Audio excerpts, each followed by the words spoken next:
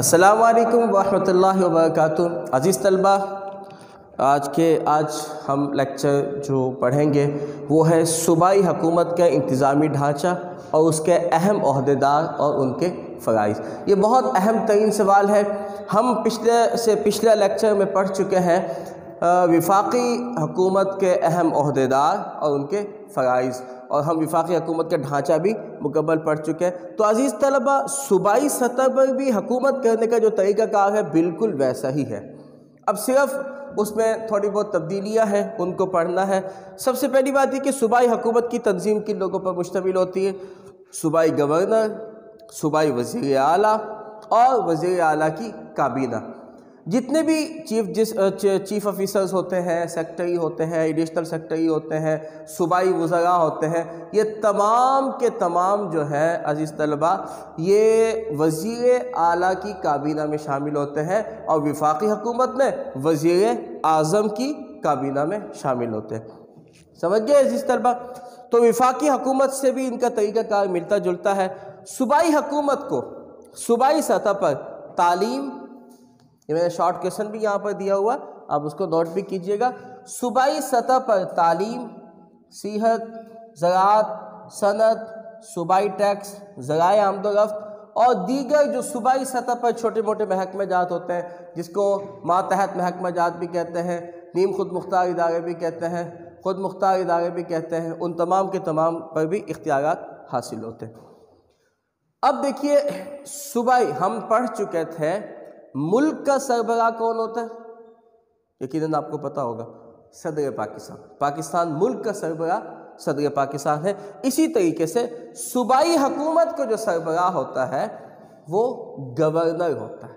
صوبائی گورنر جس کو صدر نامزد کرتا ہے، یہ ایم سی کیوز ہے، ریڈ کلر میں سرخ روشنائی میں ہم لکھ چکے ہیں۔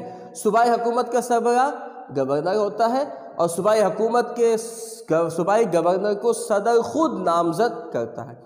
صدر جب تک چاہے گورنر اپنے عہدے پر برقرار رہتا ہے، صدر چاہے تو گورنر کو ہٹا دے، گورنر کو ہٹانے کا اختیار صدر کے پاس ہوتا ہے۔ اس لیے صدر کبھی کبھار پارلیمنٹ کو، صوبائی اسمبلی کو توڑ بھی دیتا ہے، جیسے گزشتہ ہم دیکھ چکے ہیں اسمبلیوں میں اس طرح سے ہوا۔ صوبائی سطح پر گورنر نے اسمبلی توڑ دی اور پوری اسمبلی کو دوبارہ منتخب کیا گیا۔ اس کے بعد دیکھیے، صوبائی اسمبلی کا اجلاس طلب کرنا اس کا ایک فرض ہے، اسمبلی کے اجلاس سے خطاب کرنا دوسرا فرض ہے، وزیر اعلیٰ کے یعنی کہ صوبائی وزیر اعلیٰ کے مشورے پر عمل کرتے ہوئے اسمبلی کو توڑنا یا برقرار رکھنے کا اختیار بھی گورنر کے پاس ہوتا ہے، اور صوبائی سطح پر نظم و نسق چلانا، اس کی نگرانی کرنے کا اختیار صوبائی گورنر کے پاس ہوتا ہے۔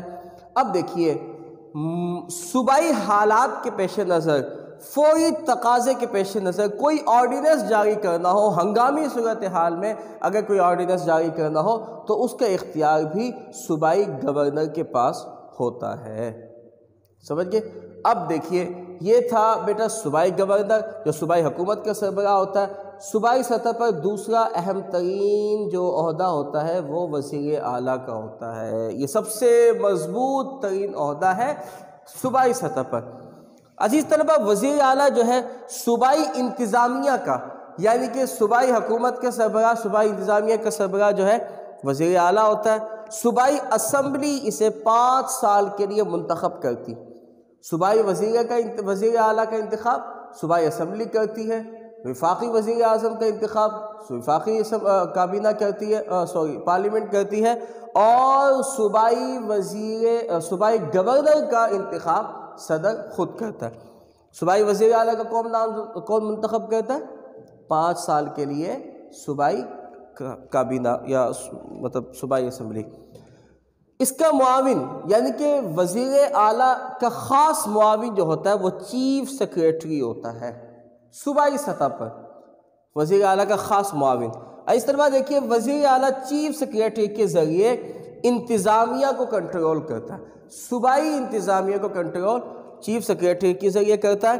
اپنی کابینہ کا وزیر اعلیٰ سربراہ ہوتا ہے، اور صوبے میں امن و امان کا ذمہ دار وزیر اعلیٰ ہوتا ہے۔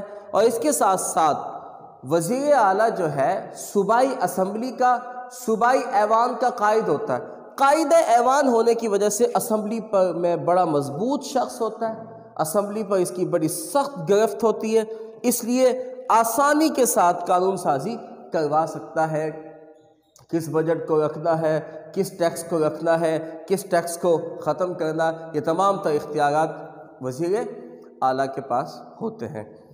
عزیز طلبہ، یہ دو چیزیں صوبائی سطح پر سب سے مضبوط دو عہدے۔ اب اس کے بعد صوبائی کابینہ، جس طریقے سے وفاق میں وزیر اعلیٰ کی کابینہ اور وزیر اعظم کی کابینہ ہوتی ہے، اس طرح صوبے میں ہر صوبائی وزیر اعلیٰ کی بھی ایک اپنی کابینہ ہوتی ہے، جس کو وہ صوبائی اسمبلی میں سے اپنی مرضی سے منتخب کرتا ہے، اپنی مرضی سے چنیدہ ارکان اسے منتخب کرتا ہے۔ عزیز طلبہ، چیف سیکریٹری صوبے میں افسر شاہی کا سینئر ترین افسر ہوتا ہے، یعنی کہ کابینہ میں وزیر اعلیٰ کی جو کابینہ ہوتی ہے اس کا سب سے سینئر ترین افسر جو ہوتا ہے وہ چیف سیکریٹری ہوتا ہے۔ صوبائی کابینہ کا یہ سیکریٹری ہوتا ہے، فیصلوں پر عمل درآمد کرانے کا ذمہ دار ہوتا ہے۔ تمام سیکریٹریوں کا، یعنی کہ صوبائی سطح پر جتنے بھی سیکریٹری ہوتے ہیں، جتنے بھی محکمہ جات کے سیکریٹری ہوتے ہیں، ان تمام کے تمام کا چیئرمین ہوتا ہے۔ پورے صوبے میں جتنے بھی محکمہ جات ہیں، ان کے عہدیداران ہیں، ان سب کا چیئرمین ہوتا ہے۔ اور سیکریٹریوں کی کارکردگی کا جائزہ لینا، وقتاً فوقتاً ان کو ہدایات جاری کرنا، اور اس کے ساتھ ساتھ تمام محکموں کی سرگرمیوں سے باخبر رہنا، اطلاعات وصول کرنا اور معاملات کے پیش نظر کارروائی کرنے کا بھی مجاز ہوتا ہے چیف سیکرٹری۔ عزیز طلبہ، یہ صوبائی سطح پر بڑا مضبوط عہدہ ہے، اور ہر محکمے کا سیکرٹری جو ہوتا ہے وہ براہ راست چیف سیکرٹری سے منسلک ہوتا ہے، اس کا ماتحت ہوتا ہے، اور اپنے محکمے کی کارکردگی کے حوالے سے چیف سیکریٹری کو جواب دہ بھی ہوتا ہے۔ یقیناً آپ سمجھ گئے ہوں گے عزیز طلبہ، یہ چیف سیکرٹری۔ اس کے بعد آئیے سیکریٹری، یہ صوبائی سطح پر صوبائی کابینہ میں دوسرے نمبر پہ آتا ہے، جیسے ہم پہلے ہی پڑھ چکے ہیں۔ صوبے میں ہر محکمے کا سربراہ جو ہوتا ہے وہ سیکریٹری ہوتا ہے۔ صوبے کے جتنے بھی محکمے، وزیر ہوگا، صوبائی سطح پر زراعت ہوگی، صوبائی سطح پر دفاع، ہم یہاں پڑھ چکے ہیں، ذرائع آمد و رفت ہے، صوبائی ٹیکس ہے، صوبائی صنعت ہے، اور دیگر جتنے بھی محکمہ جات ہیں، منسلکہ محکمہ جات ہیں، خود مختار ادارے ہیں، نیم خود مختار ادارے ہیں، ماتحت دفاتر ہیں، تمام دفاتر کا جو سربراہ ہوگا وہ سیکریٹری کہلائے گا، اور سیکریٹری 20ویں گریڈ کا افسر ہوتا ہے، اپنے محکمے کے وزیر خاص کا معاون ہوتا ہے، یعنی کہ صوبائی زراعت کا وزیر، صوبائی تعلیم کا وزیر، صوبائی آمد و رفت کا جو وزیر ہوتا ہے اس کا خاص ماتحت ہوتا ہے، پالیسی بنانا، لاگو کرنا، نگرانی کرنا، محکمہ کی کارکردگی کے متعلق اطلاعات فراہم کرنا، اپنے فرائض کی سر انجام یہ اس کے فرائض شامل ہوتے ہیں، ٹھیک ہے۔ پالیسی بنانا، لاگو کرنا، نگرانی کرنا، محکمہ کی کارکردگی کے متعلق اطلاعات فراہم کرنا، اور جواب دہی کا فرائض سیکریٹری کا ہوتا ہے صوبائی سطح پر۔ اب آگے دیکھیے، اپنے فرائض کی انجام دینے کے لیے اس کے بہت سارے معاونین ہوتے ہیں سیکریٹری کے مددگار ہوتے ہیں، جو additional secretary, deputy secretary, section officer. Additional secretary کے ماتحت، ڈپٹی سیکریٹری کے ماتحت، سیکشن آفیسر یہ بھی سیکریٹری کے ماتحت ہوتا ہے۔ اب جو محکمہ جات کا جو مطلب ان کی ایڈیشنل سیکریٹری، ڈپٹی سیکریٹری یا سیکشن آفیسر، ان کی تعداد کا تعین محکمے کے حجم کو دیکھ کے لگایا جاتا ہے۔ بعض محکموں میں 2 ایڈیشنل سیکریٹری ہوتے ہیں، بعض محکموں میں 2 چیف سیکریٹری ہوتے ہیں، بعض محکموں میں میں چیف سیکریٹری کہہ گیا، ایڈیشنل سیکریٹری، ڈپٹی سیکریٹری اور سیکشن آفیسر بعض محکموں میں 2 بھی ہوتے ہیں یا 2 سے زیادہ بھی ہوتے ہیں۔ وزیر اعظم کے لیے سمریہ تیار کرنا بھی سیکریٹری ہے۔ وزیر اعلیٰ کے لیے، وزیر اعلیٰ کن کن معاملے میں اس نے کیا بیان کرنا ہے، کیا سمری بنانی ہے، یہ سمری بنانے کے اختیار سیکریٹری کے پاس ہوتا ہے۔ اب سیکریٹری کا ایک معاون خاص ہوتا ہے، وہ ایڈیشنل سیکریٹری۔ ایڈیشنل سیکریٹری بیٹا 19 گریڈ کا افسر ہوتا ہے، سیکریٹری کا مددگار ہوتا ہے، निगरानी करना का अमल सर अंजाम देता है, फैसला साजी में बिल्कुल शामिल नहीं होता, ठीक है। ऊपर से अहकामात यानी कि सेक्रेटरी, चीफ सेक्रेटरी, वज़ीर आला के जो अहकामात आते हैं उनको नीचे वसूल करके अपने मातहत लोगों तक पहुंचा देता है, ठीक है। नीचे से जो रिपोर्टें होती हैं, मतलब जो अहकामात है उन पर किस हद तक अमल दरामद हुआ, वहाँ से रिपोर्टें वसूल करके अहकामात बाला को भेज देता है।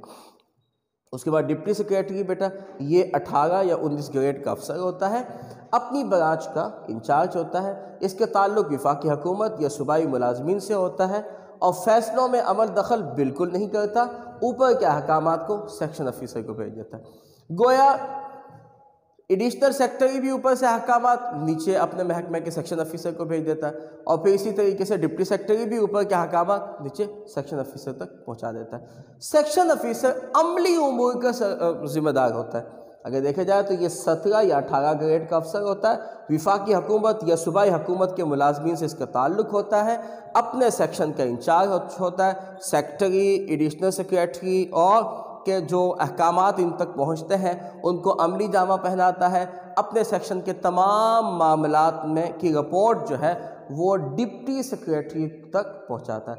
यानी कि सेक्शन ऑफिसर जो होता है ये बराहे रास्त जो है डिप्टी सेक्रेटरी के मातहत होता है, लेकिन उसके अलावा एडिशनल सेक्रेटरी और सेक्रेटरी की तरफ से जो अहकामात इस तक मौसूल होते हैं उन तमाम के तमाम अहकामात को अमली जामा पहुँचाने का इसकी ज़िम्मेदारी होती है। तो अज़ीज़ तलबा, ये हमने सूबाई हुकूमत का इंतज़ामी ढांचा हमने पढ़ा। इसके मुख्तसर सवालात मैं आपको बताया देता हूँ। सबसे पहले सूबाई हुकूमत को किन महकमों पर इख्तियार होता है, मैं यहाँ आपको बता चुका हूँ। तालीम, सेहत, वज़ारत, ये सूबाई सतह पर है, मुल्की सतह पर या वफाकी सतह पर बिल्कुल ही नहीं है। उसके बाद सूबाई वज़ीर आला के इख्तियारात क्या है, ये हम यहाँ पर पढ़ चुके हैं। और उसके बाद देखिए सूबाई चीफ सेक्रेटरी के फ़राइज़ बयान करें सूबाई सतह पर, ठीक है। मैंने सूबाई हर सवाल के साथ इसलिए लिख दिया ताकि आपको मालूम हो सके यहाँ पर वफाकी सतह पर नहीं पूछा जाएगा बल्कि सूबाई सतह पर पूछा जाता है, तो उसकी वजाहत ज़रूरी है। सूबाई सेक्रेटरी का क्या काम सर अंजाम देता है, हम यहाँ पर पढ़ चुके हैं। सूबाई सेक्शन ऑफिसर का काम क्या है, ये मैं आपको यहाँ पर बता चुका हूँ। आगे मैंने देखा सूबाई सेक्रेटरी, एडिशनल सेक्रेटरी और डिप्टी सेक्रेटरी सूबाई सतह पर, इन तीनों का ग्रेड क्या है, सेक्रेटरी, एडिशनल सेक्रेटरी और डिप्टी सेक्रेटरी का आप ग्रेड लिखेंगे। सूबाई असम्बली को तोड़ने का इख्तियार किसके पास होता है, ये मैं आपको बता चुका हूँ, सूबाई गवर्नर के पास होता है सूबाई असम्बली को तोड़ने के इख्तियार। अच्छा, मैंने आगे एक सवाल पिछले सवाल का लिख दिया। तो अज़ीज़ तलबा, ये मुख्तसर सवालात हैं, इसमें जो सुर्ख रोशनाई में लिखे हुए हैं वो तमाम के तमाम MCQs के तौर पे पूछ लिए जाते हैं, तो आप इनको नोट कीजिएगा अपने दस्तों में, यही आपकी असाइनमेंट है, इसको तैयार कीजिएगा। और हाँ, एक बात याद रखिए, अभी हम जो पीरियडिक 3 टेस्ट होगा उसमें तीसरा पीरियडिक 4 उसके अंदर तीसरा और चौथा चैप्टर शामिल है। उसके सवालात हम आपको यहाँ बता चुके हैं अच्छी तरह से। उनके मुतालिक कोई बात पूछना चाहें तो आप हमें बता सकते हैं। अस्सलामु अलैकुम व रहमतुल्लाहि व बरकातुहू।